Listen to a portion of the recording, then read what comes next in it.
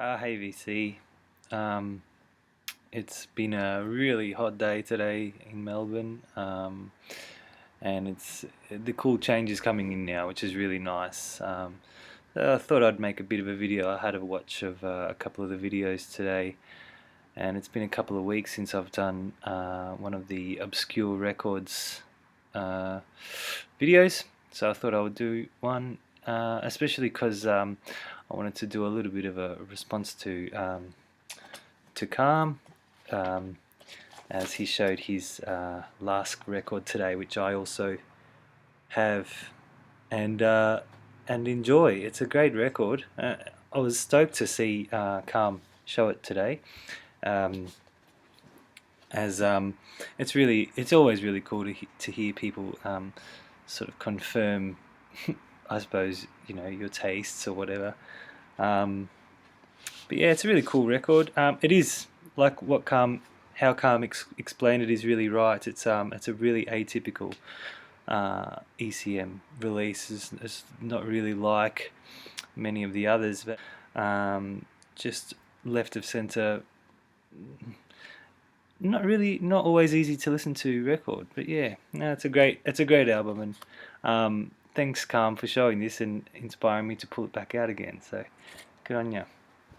The obscure record I'm going to show today um, is I've thought about a few to do, but because I suppose it's easy living on this side of the globe. It's easy to just pull out sort of Aussie records that I know maybe you guys in the States or in Europe might not have, because they just don't reach you guys over there. So I mean, that's sort of easy, right? But then again, there's some cool stuff that I think you guys need to see as well. So, um, or that I, or that or it's exciting to find out that that you guys have these Aussie records and New Zealand records over where you are, because uh,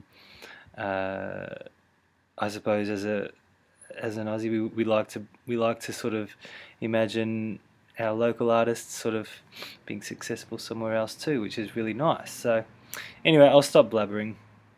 The record I'm going to show today is this record here, and it's called Lamp of the Universe, which is the name of the band or the artist, and the album's called Echo in Light. Now the Lamp of the Universe title is actually a sort of pseudonym for a guy from New Zealand called Craig Williamson, who was the leader of a band called Datura in the early 2000s. And this is his second solo release. There was one before this, I can't remember what it's called, and then this one, and I think a couple after as well. This one is it's sort of like what the cover shows. It's a really sort of psychedelic, a modern day psychedelic rock raga style album. There's some beautiful instruments on here. There's an Eastern flavor, like the ragas of India and stuff like that, with the sitars and tablas and things like that. Lots of hand percussion, but there's also a really lovely acoustic guitar which has been sort of looped and produced in such a way to make it sort of almost infinite, in its space and its sort of spectral sound, and which is Craig Williamson's instrument, and he's really quite a talented player. Yeah, very psychedelic, very cool record. This one came in a little tote bag I've got somewhere stored in my cupboard. I don't sort of store it in the shelves that way, just because it's not as easy to get out. It came on a green wax as well. I'm not sure if that impresses people. I never really go for the coloured vinyl. I find that it's I always try and go for the black vinyl if I can. I don't know why. The coloured vinyl. Maybe it's because I can't see if it's clean or dirty or not. You know, maybe that's part of it. But anyway, this is on green vinyl.